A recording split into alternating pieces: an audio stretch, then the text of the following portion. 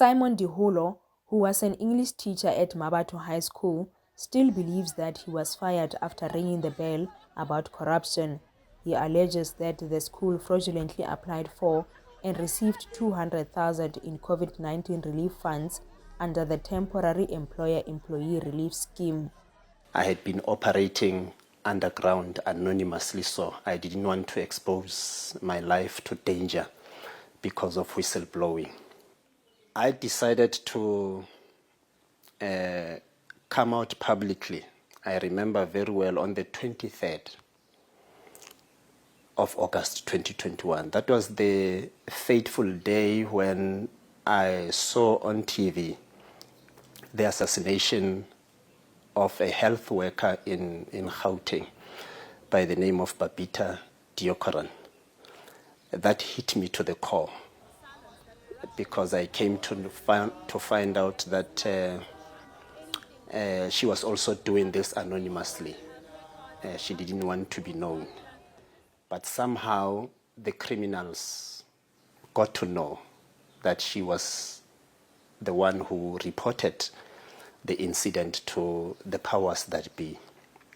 And she was assassinated. Liholo says when he flagged possible corruption in 2020 and raised the issue with several authorities, including lodging a case with the police, he was met with threats but was later afforded an apology. He apologized,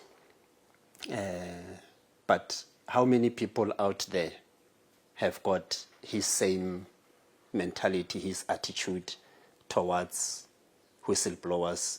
So to be honest, even though we cordially resolved the matter between the two of us, I'm still left with that fear inside me. I'm overwhelmed that I might be assassinated as Babita Deokaran and many others who were subsequently assassinated on the basis of their protected disclosure. While the matter is currently before the Education Labour Relations Council's Arbitration Committee, the former educator says he didn't anticipate that it would cost him his job, to be subjected to threats and compromise the safety of his family. As whistleblowers, from a personal experience and the experiences of other whistleblowers that I've read about, Bomasilo Motepu, I remember her book very well, we suffer legal and medical consequences. I don't have anything to eat, and by using the pronoun I, I'm referring also to my family, my wife and children. Now, if I can't put food on the table, I live like a beggar. Even though I'm a teacher, I used to work earn a salary and feed my family, but today I'm a beggar. I can't relocate because I don't have the means to relocate.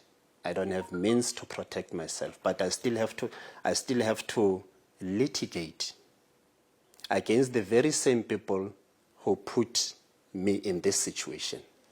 Legal expert Samson Lishilo says despite various legislation there to protect whistleblowers, they are not effective. There should be a deliberate act or will on part of the state to protect them. In fact, if you have to move outside the whistleblowers and Protected Disclosures Act, you have to deal with members of SAPS. They have what you call informants.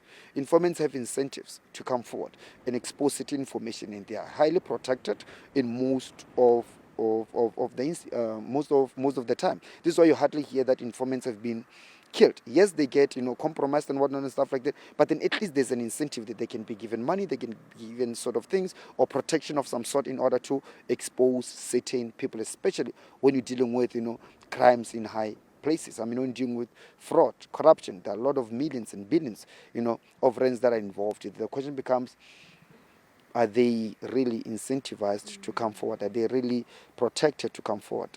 The answer to that is no. For Newzroom Afrika on Channel 405, I'm Refiloe Seboko in the Northwest.